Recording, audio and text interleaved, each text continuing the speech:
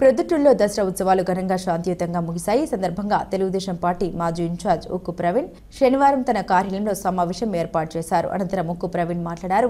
ప్రొద్దుటూరులో ఈసారి దసరా ఉత్సవాలు మైసూరు తర్వాత రెండో స్థాయిలో అద్భుతంగా జరిగాయి. ప్రొద్దుటూరు నియోజకవర్గంలో దసరా ఉత్సవాలు మైసూరు తర్వాత రెండవ ప్లేసు మన ప్రొద్దుటూరులో జరగడం మన ప్రొద్దుటూరు ప్రజలందరికీ గర్వకారణం. అలాంటి దసరా ఉత్సవాల్లో పోలీసులు చాలా అద్భుతంగా పనిచేసినారు. పోలీస్ శాఖ చాలా బాగా పనిచేస్తున్నారు ప్రొద్దుటూరులో. ఇటు కొత్తగా వచ్చిన ఎస్పీ గారు కానీ, అలాగే డిఎస్పీ మేడం కానీ, ఇక్కడ ఉన్నటువంటి సర్కిల్ ఇన్స్పెక్టర్లు, ఎస్ఐలు, హోంగార్డులు, స్పెషల్ పార్టీ పోలీసులు, ఏఆర్ డిపార్ట్మెంట్ వాళ్ళు, పోలీస్ శాఖకు సంబంధించిన ప్రతి ఒక్కరూ కూడా నవరాత్రులు చాలా బాగా ఎక్కడ కానీ ఎటువంటి అవాంఛనీయ సంఘటనలు జరగకుండా ప్రొద్దుటూరు నియోజకవర్గంలో డిఎస్పీ మేడం ఆధ్వర్యంలో ఎస్పీ గారి ఆదేశాలతో చాలా చక్కగా నిర్వహించినారు.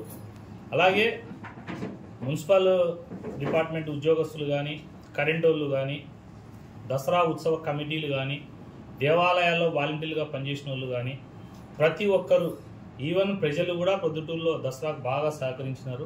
ప్రతి ఒక్క శాఖలోని ఆ దసరాకు సంబంధించిన దాంట్లో పాల్గొన్న ప్రతి ఒక్కరు కూడా నేను మనస్ఫూర్తిగా వాళ్ళకి కృతజ్ఞతలు తెలియజేస్తాను. ముఖ్యంగా పోలీస్ డిపార్ట్మెంట్ వాళ్ళైతే ఎక్కడ బందోబస్తు పెట్టి ఎక్కడ కూడా ఎటువంటి అవాంఛనీయ సంఘటనలు జరగకుండా, ఆకతాయిలు అల్లరి జరగకుండా, డిఎస్పీ మేడం గారిని ఒకసారి మనం చూస్తే కొత్తగా వచ్చినారు, ఫస్ట్ పోస్టింగ్, గ్రూప్ 1 ఆఫీసర్ అయినా కూడా మేడము చాలా అనుభవగ్రాలు అయినట్లుగా సీనియర్లు ఎలాగా హ్యాండిల్ చేయగలరో సిచ్యువేషన్ని అలాగా మేడం హ్యాండిల్ చేసినారు. ప్రత్యేకంగా ఎస్పీ గారికి, డిఎస్పీ గారికి ఇద్దరికి కృతజ్ఞతలు తెలియజేస్తున్నాం. అలాగే ప్రొద్దుటూరులో పోలీస్ డిపార్ట్మెంట్ సరిగా పనిచేయడం లేదని చెప్పేసి కొందరు కావాలనే మాటలు మాట్లాడడం జరుగుతుంది.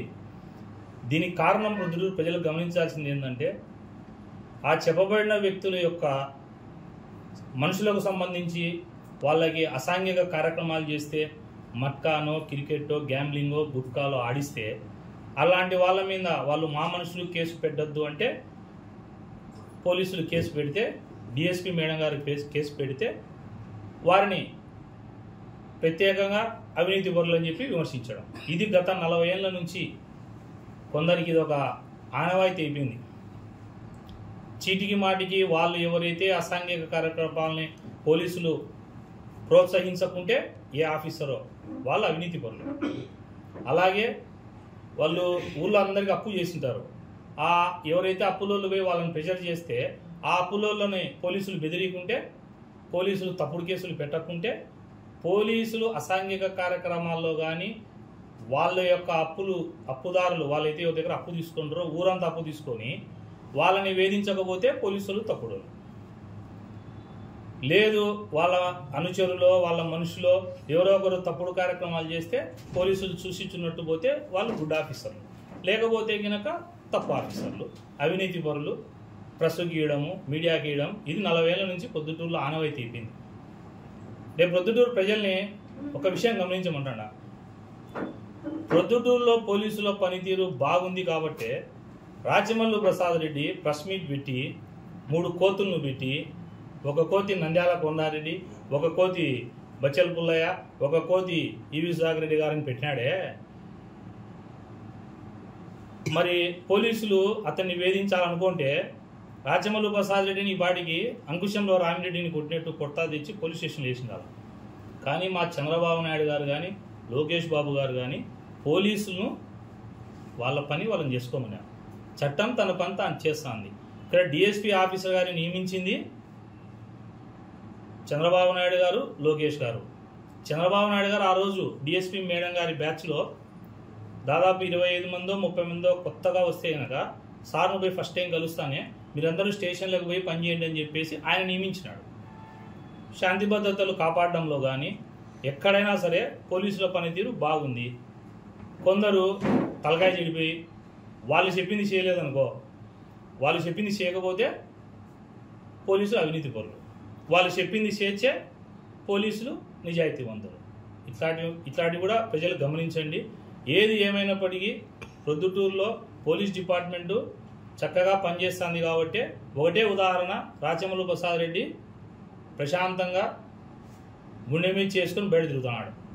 ఇదే వైసీపీ ప్రభుత్వంలో కొందరు విమర్శించినారు కదా, పోలీసులు ఇంకా మారలే, వైఎస్ఆర్ పార్టీ ప్రభుత్వంలో ఉన్నట్టే ఉండాలని. వైఎస్ఆర్ పార్టీలోనే పోలీసులు ఉన్నట్టుగానే ఇప్పుడు ఉంటే రాచమల్లు ప్రసాద్ రెడ్డిని అంకుశంలో రామిరెడ్డిని పిలిచికెచ్చుకుండి రోడ్ల మీద తన్నుకుంటా పిలిచికెచ్చి స్టేషన్లు వేసింది కదా. వైఎస్ఆర్ పార్టీలో జగన్మోహన్ రెడ్డి ఒక నియంత, రాచమల్లు ప్రసాద్ రెడ్డి, ఆర్బీకే, వీళ్ళ ముగ్గురు షాడిస్టులు. ప్రొద్దుటూరులో పోలీసులను అడ్డం పెట్టుకొని ఎన్నో అక్రమ కేసులు, దొంగ కేసులు పెట్టి దౌర్జన్యాలు చేసి పాల్పడి మళ్ళా రాచమల్లు ప్రసాద్ రెడ్డి ఈరోజు గవర్నమెంట్ వచ్చి ఇన్ని నెలలు అవుతాన్నా కూడా స్వేచ్ఛగా భావ ప్రకటన, ఇట్లా కోతులని మాట్లాడినా కూడా భావ ప్రకటన స్వేచ్ఛ ఉంది అనే ఉద్దేశంతో అతన్ని అనడంలే. ఇదే పొరపాటున మేమని నింటే వైసీపీ గవర్నమెంట్ అధికారంలో ఉన్నప్పుడు ఇదే కోతులు పెట్టి నేను చూపించి కదా ఈ ఆర్బీకేనే ఈ 3 కోతులు అనింటే నా మీద 4 కేసులు రిజిస్టర్ అయ్యిండు. తలకాయ చెడిపోయి మాట్లాడే మాటలు మానుకొని పోలీస్ డిపార్ట్మెంట్కు నేను విజ్ఞప్తి చేస్తానా, మీరు ఎవరి ప్రలోభాలకో ఎవరి అనే దానిలకో మీ మనోధైర్యాన్ని కోల్పోవద్దు. మీకు మానసికంగా ధైర్యంగా ఉండండి. చంద్రబాబు నాయుడు గారు, లోకేష్ గారు వెరీ క్లియర్గా ఉన్నారు. చట్టం తన పని తాను చేస్తుంది. అదే రకంగా ఇక్కడ డిపార్ట్మెంట్ బాగున్నారు. మేము ప్రొద్దుటూరులో ఉన్నటువంటి పోలీస్ శాఖకే కాదు, జిల్లాలో ఉన్నటువంటి పోలీస్ శాఖకు కూడా మేము పూర్తిగా మద్దతు తెలియజేస్తున్నాం. ఎవరు ఎక్కడ ఎటువంటి అసాంఘిక కార్యక్రమాలు పాల్పడినా ఇమీడియట్గా వాళ్ళు ఈ పార్టీ ఆ పార్టీని కాకుండా శిక్షించి ప్రొద్దుటూరును కాపాడాలని కోరుకుంటూ, పోలీసుల మనోభావాలు దెబ్బతినేలాగా ప్రకటనలు చేయడం మానుకోవాలా. రాచమల్లు ప్రసాద్ రెడ్డి కూడా ప్రస్తుకు 3 కోతులని పెట్టి ఇక్కడ చూపించేట అవులేలు మానుకొని ప్రజా సమస్యల మీద ఆయన కూడా మాట్లాడాలని చెప్పేసి కోరుకుంటా.